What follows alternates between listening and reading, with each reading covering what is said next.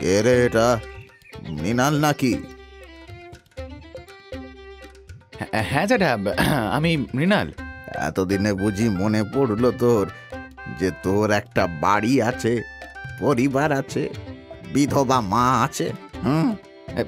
না আসলে জ্যাঠা, মানে মনে সবই ছিল, কিন্তু ওই কাজের চাপে পড়ে আর আসা হয় না। কাজ আমরাও করেছি মৃণাল, কিন্তু বাপ মরে যাবার পরে যে একটিবার দেখতে যাব না, এমন কাজের মুখে ঝাঁটা মারি বাপু। জ্যাঠা, সম্মান দিয়ে কথা বলছি বলে যা মুখে আসছে তাই বলবে নাকি তুমি?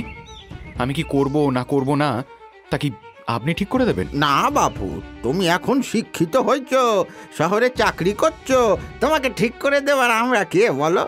কিন্তু একটা কথা মনে রেখো খোকা, বাপ তার বাপকেও ছাড়ে না।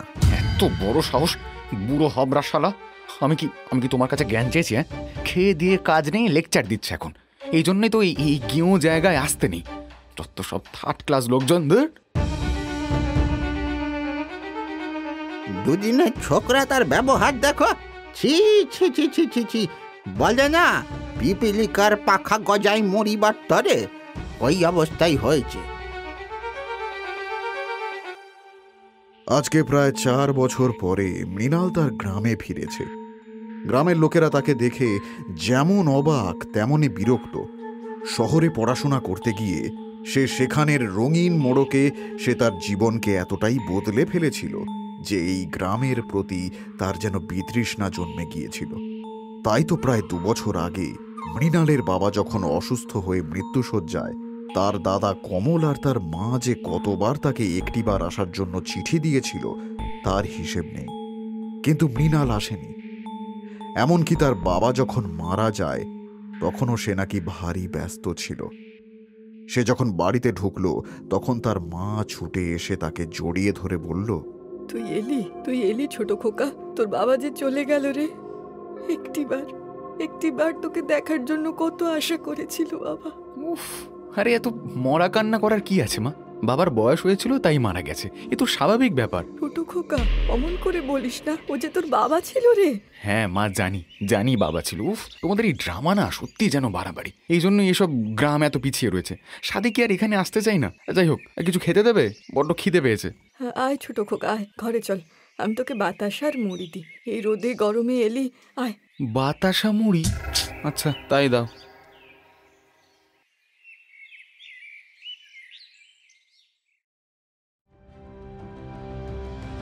আমি একটা কথা বুঝতে পারি না মা, এই গ্রামের লোকের সমস্যাটা কি বলতো? আমি গ্রামে ঢুকতেই মিত্তির বাড়ির ওই বুড়ো লোকটাই, কি যেন নাম, হ্যাঁ শীতল জ্যাঠা, আমায় একগুচ্ছ কথা শোনালো। ইচ্ছে করছিল। অমন করে বলিস না ছোট খোকা, ওরা সকলেই সব দেখেছে। তোর বাবা মারা গেছে 2 বছর, তার মধ্যে তুই একটিবারও এলি না। ওদের আর কি দোষ? দেখো মা, এসব ফালতু ইমোশনের জন্য না আমার কাছে কোনো সময় নেই। আমার অনেক বড় উচ্চাকাঙ্ক্ষা রয়েছে। আমাকে অনেক অনেক বড় লোক হতে হবে, আর তাই জন্য দরকার টাকা, অনেক টাকা। সেই জন্যই তো আশা। ভাই তুই এতদিন পরে তুই ভালো আছিস তো? দারুণ আছি, কিন্তু তুই এই মাটি মেখে কোথা থেকে ফিরলি? হ্যাঁ, ও খেতে চাষ করতে গেছিলি? হ্যাঁ, তা বেশ। কি আর করবো বল, তুই সব ছেড়ে ছুড়ে শহর চলে গেলি, এদিকে বাবার জমি, তাতে চাষ না করলে যে অনুর্বর হয়ে পড়বে রে।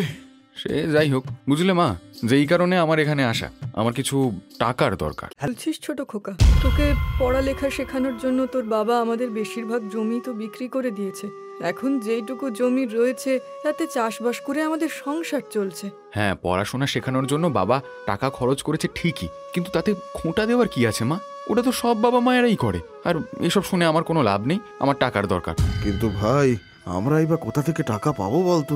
কেন, গ্রামের শেষ প্রান্তে আমাদের সেই পুরনো বাড়িটা রয়েছে, সেটাকে আর কতদিন ওইভাবে ফেলে রাখবে? ওটাকেই তো বিক্রি করে। না ছোট খোকা না, তুই যে কি বলছিস আমি কিছুই বুঝতে পারছি না। ওই বাড়ি যে অভিশপ্ত বাড়ি, না ওই বাড়ি বিক্রি করা যাবে না। এই হলো তোমাদের মতন অশিক্ষিতদের দোষ, জানো তো? ওইসব অভিশাপ টভিশাপ বলে কিচ্ছু হয় না, এগুলো কুসংস্কার। শোনো, অত বড় বাড়িটা পড়ে পড়ে সাপখোপের বাসা হবে, আমি সহ্য করতে পারবো না। ব্যাস, ওই বাড়ি আমি বেচবো। অমন কাজ করিস না ভাই, অমন কাজ করিস না। যদি ওই বাড়িটা ভালো হতো তাহলে কি আমরা এখানে এইভাবে কষ্টে থাকতাম বলতো? তোরা যদি ওই বাড়ি আমাকে বেচতে না দিস, আমি কিন্তু চাষের জমি বেচে দেবো বলে দিলাম। তাই দে তুই বরং চাষের জমি বেচে নিজের অংশ নিয়ে নে, কিন্তু ওই বাড়িতে হাত দিস না। খুব চালাক না? আমি চাষের জমি বেচে মাত্র কিছু টাকা নিয়ে চলে যাব, আর তুই ওই বাড়ি জমি সব নিয়ে রাজা হয়ে বসবি। হ্যাঁ, ওটা হচ্ছে না। আমাকে বোকা বানাতে তুমি পারবে না বাবা। ছোট খোকা, এতদিন পরে আজকে বাড়িতে ফিরলি, আর ফিরে এই জমি সম্পত্তি এইসব নিয়ে তুই অশান্তি করছিস? তোর লজ্জা করে না? দেখো মা, এসব বলে আমাকে ঠকিয়ে সবকিছু বড় ছেলেকে দিয়ে দেবে, তাই তো? কখনো নয়। ওই বাড়ি আমি বিক্রি করেই সেই টাকা নিয়েই শহরে চলে যাব। এই গণ্ডগ্রামে আর কোনোদিন ফিরবো না। এই বলেই মৃণাল হম্বিতম্বি করে বেরিয়ে গেল। তার মা আর তার দাদা যেন হতবাক হয়ে তাকিয়ে রইল। বাড়ি থেকে বেরোতেই মৃণাল একবার গিয়ে ঢুকল গ্রামের শেষ প্রান্তে তাদের বাড়িটায়। বাড়ির চারদিকে আগাছার জঙ্গল, দেওয়ালগুলোতে শ্যাওলা জমে রয়েছে। মৃণাল বাড়িটার মধ্যে ঢুকতেই একটা অদ্ভুত গন্ধ তার নাকে এসে ঢুকল। সে মনে মনে বলল, বাড়িটা পুরনো তাতে সন্দেহ নেই, কিন্তু এটাকে এইভাবে ফেলে রাখলে চলবে না। আমাকে তাড়াতাড়ি এই বাড়িটা বিক্রি করার জন্য লোক খুঁজতে হবে। যাই, গ্রামের চায়ের দোকানে গিয়ে দেখি।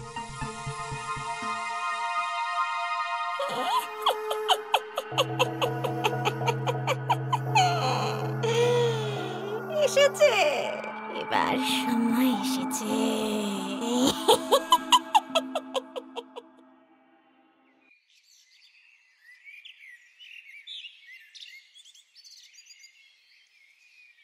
এই, একটা দুধ চা, চিনি কম দিয়ে করবি।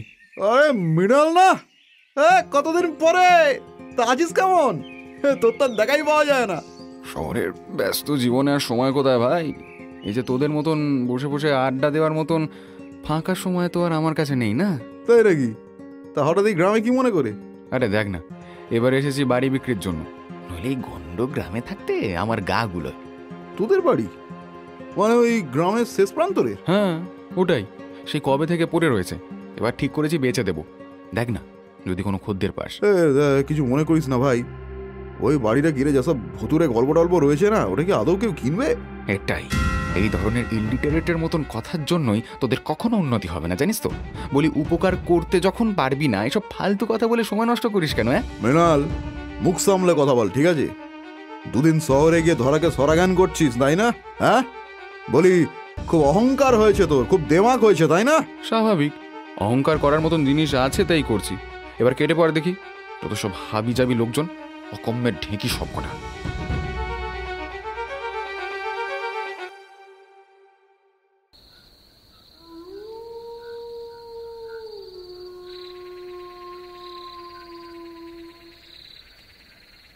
এই এই, আরে তোর খুব টাকার দরকার, তাই না? হ্যাঁ, অনেক অনেক টাকা চাই তোর। হ্যাঁ, কে? হ্যাঁ হ্যাঁ, কে কে- কে এই কে তুমি? আমাকে তুই চিনবি না? আরে, এটা তো সেই বুড়িটা যে সেই কত বছর ধরে এখানে রয়েছে তার ঠিক নেই। পাগলি বুড়ি কোথাকার। হেই, ভাগ এখান থেকে, হাট, হাট। এসেছে, এবার ওর যাবার পালা এসেছে। তুমি এই বাড়িটা বিক্রি করবে? কিন্তু আপনি কি করে জানলেন? চায়ের দোকানে দাঁড়িয়ে তুমি বাড়ি বিক্রির কথা বলছিলে, তখনই শুনেছি। তা আমাকে দেবে বাড়িটা? কিন্তু আপনি তো সাধু, এই পুরনো বাড়ি নিয়ে আপনি কি করবেন শুনি? আসলে এই স্থান, এই বাড়ি আমার সাধনার জন্য বিশেষ উপযুক্ত, তাই আমি এই বাড়িটা নিতে চাই। নিতে চাই বললেই তো আর হলো না। ভাবছেন সাধু বলে আমি বিনি পয়সায় বাড়িটা দিয়ে দেব? আজ্ঞে না, আমি এই বাড়িটা বিক্রি করতে চাই, আর যেই দাম ঠিক করেছি তার থেকে একটা টাকাও কম দেব না বলে দিচ্ছি। টাকার বদলে এটা দিলে হবে না? এই বলেই সাধু তার থলি থেকে এক তাল সোনা বের করল। সোনার তাল দেখে মৃণালের তখন যেন চোখ চকচক করছে। সে যেন নিজের চোখকে বিশ্বাস করতে পারছিল না। একবার চোখটা রোগড়ে নিয়ে সে বলে উঠল, এই সোনা, এই সোনা। কম মনে হচ্ছে কি বাছা? বেশ, আমি না হয় আরো একতাল সোনা দেব, কিন্তু এই বাড়িটা আমার চাই। মানে এত সোনা? হ্যাঁ হবে, খুব বিক্রি হবে। আমি কালকেই কাগজ বানিয়ে সই করে দেবো। এই বাড়ি তোমার হলো। কাগজ বানাবার কি দরকার? কাগজ যে বানানোই রয়েছে রে। কি মজা!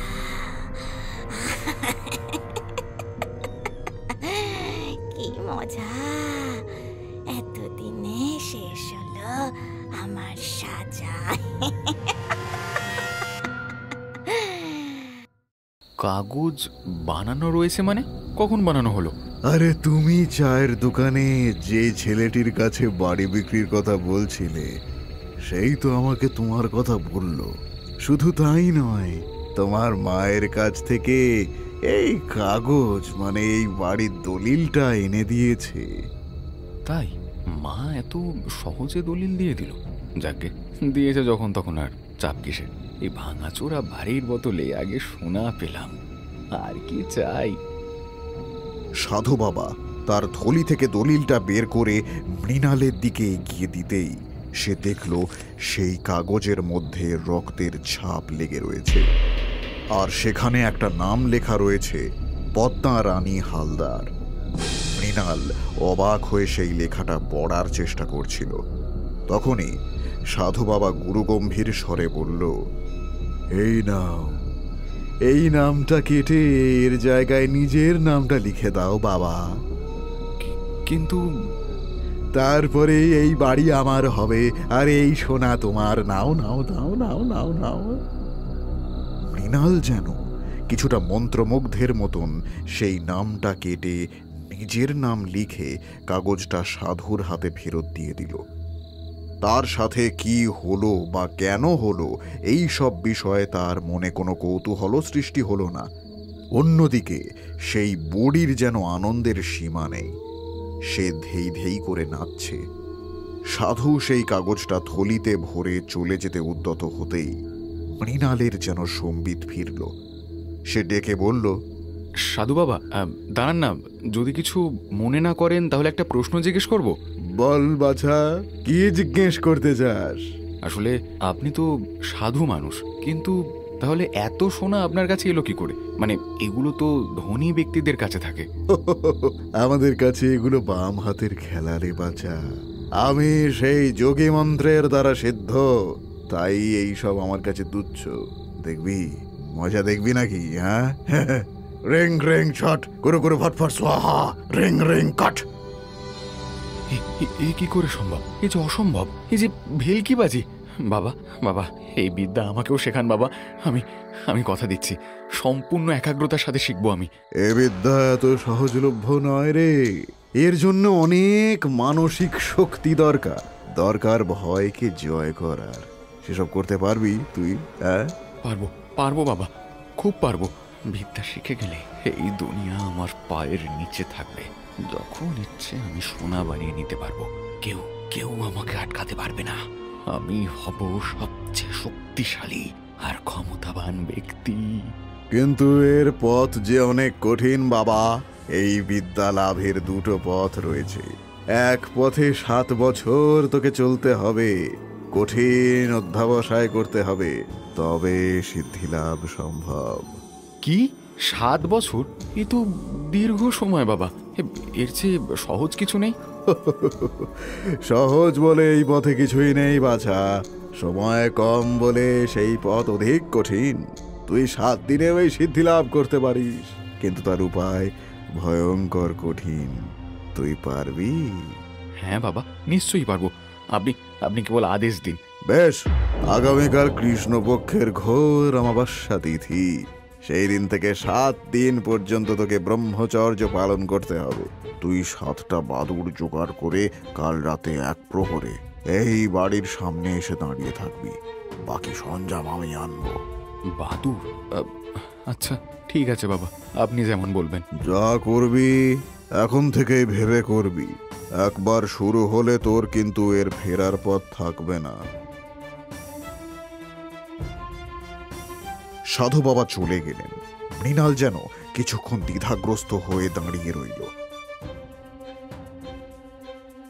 তারপরেই হাতে ধরা সোনার তালগুলোর ঠান্ডা অনুভূতি পেতেই সব দ্বিধা, সব প্রশ্ন, সব ভয় মন থেকে মুছে গেল। রয়ে গেল লোভ। পরদিন মৃণাল বনে বাদারে ঘুরে 7টি বাদুড় ধরে সেগুলোকে খাঁচায় পুড়ে রাত 1টার সময় বাড়িটার সামনে এসে দাঁড়ালো। কিন্তু দাঁড়াতেই যেন চমকে উঠল। সেই বুড়ি অন্ধকারের মধ্য থেকে বেরিয়ে এসে বলল, কিরে, এসেছিস? তুই ঠিক এসেছিস। আমি জানতাম তুই আসবি। বেশ করেছিস, এবারে তো তোর পালা রে।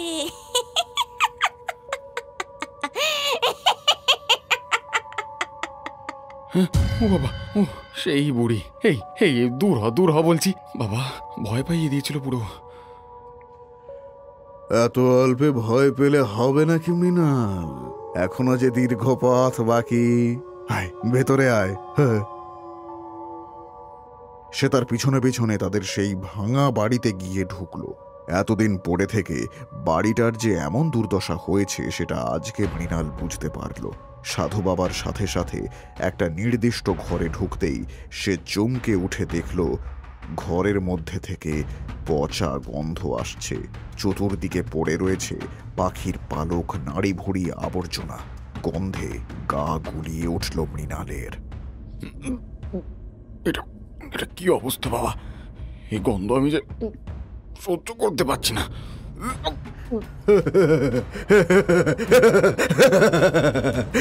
এ তো সবে শুরু মৃণাল। নে ওই আসনে গিয়ে বস আর এই বাদুড়গুলো আমাকে দে দে। আজ থেকে ঘৃণা, ভয়, খিদা এগুলো তোকে ত্যাগ করতে হবে, তবেই মোক্ষ লাভ। মৃণাল বিস্ফারিত চোখে দেখল সাধু ও বাদুড়গুলোকে আগুনের মধ্যে দিয়ে একে একে পোড়াতে শুরু করলেন, যতক্ষণ না সেগুলো কুচকুচে কালো হয়ে গেল। তারপরে শুরু করলেন মন্ত্রোচ্চারণ। ওম ট্রাম ক্রং নমঃ কুরু কুরু হর স্বাহা। ওম নমঃ অপবিত্র পবিত্র নমঃ কুরু কুরু স্বাহা। এই নে এই ভোগের প্রসাদ। আগামী 7 দিন তোকে কেবল এই আহার গ্রহণ করতে হবে। হ্যাঁ, কি বলছেন বাবা? এই এই বাদুড় খেতে হবে আমাকে? না না, আমি পারবো না। আমি আগেই বলেছিলাম এই পথ থেকে ফেরার উপায় নেই। এখন তুই এই কাজ সম্পূর্ণ না করলে তোর চরম মৃত্যু অনিবার্য। তুই বল, তুই কি সেটা চাস? না না না না না না, আমি করব। আমাকে করতেই হবে। এবারে আমার কথা মন দিয়ে শোন। আগামীকাল থেকে তুই এই বাদুড়গুলো আহার হিসেবে গ্রহণ করবি। ধীরে ধীরে তোর শরীরে পরিবর্তন দেখা যাবে। এরপরে যেদিন এই বাদুড়গুলো হঠাৎ করে প্রাণ ফিরেবে, তোর মাথার উপরে বনবন করে ঘুরতে শুরু করবে, সেদিন বুঝবি তোর সাধনা সম্পূর্ণ হয়েছে। কিন্তু খবরদার, এই বাদুড়ের সাথে যেই শুকনো ফুল পাতাগুলো রয়েছে সেগুলিকে এমন কোনো স্থানে ফেলবি যাতে কেউ দেখতে না পায়। সবই তো বুঝলাম বাবা, কিন্তু যদি কখনো কোনো জিজ্ঞাসা থাকে আপনাকে জিজ্ঞেস করবো কি করে? করতে পারবি না, কারণ আজকেই তোর সাথে আমার শেষ দেখা। তোর মনোবাঞ্ছা পূরণ হোক, আমি আসি। সাধু চলে গেলেন। মৃণাল প্রথমে হতবুদ্ধির মতন বসে থাকলেও ধীরে ধীরে উঠে সেই পাত্র নিয়ে বেরিয়ে পড়ল। কিন্তু তারপরেই ভাবল এই কাজ সে বাড়িতে করতে পারবে না। তাছাড়া এই ফুল আর পাতা মায়ের দৃষ্টির অলক্ষ্যে কেমন করেই বা ফেলবে। তার চেয়ে 7 দিন যদি সে এই বাড়িতেই থেকে এই কাজ সম্পূর্ণ করে তাহলে কেমন হয়?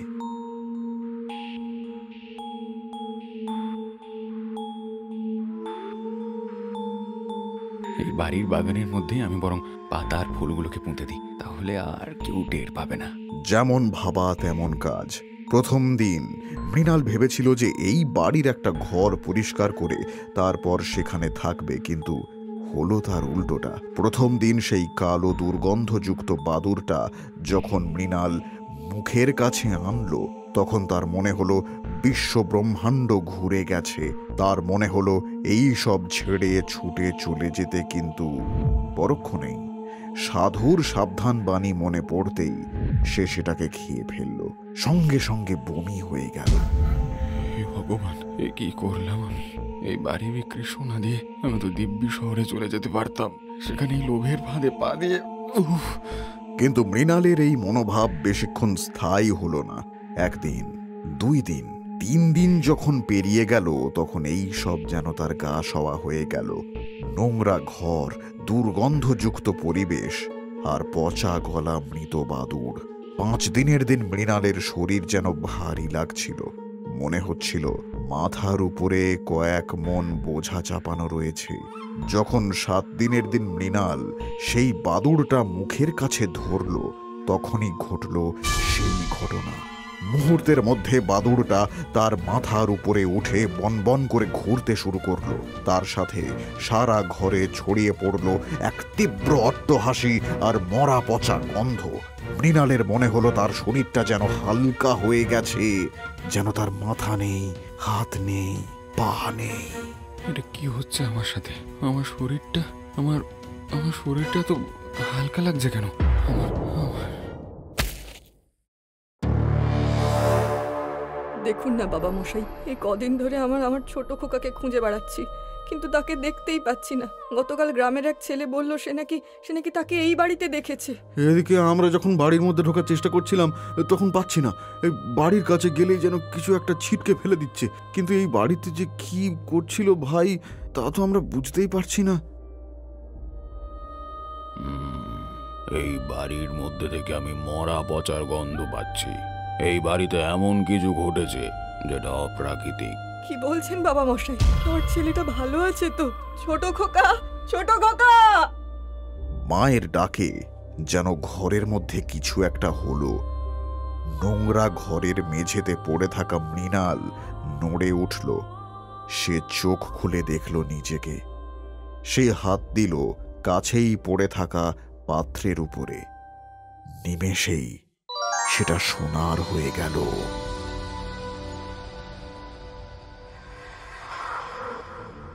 হ্যাঁ, সোনা।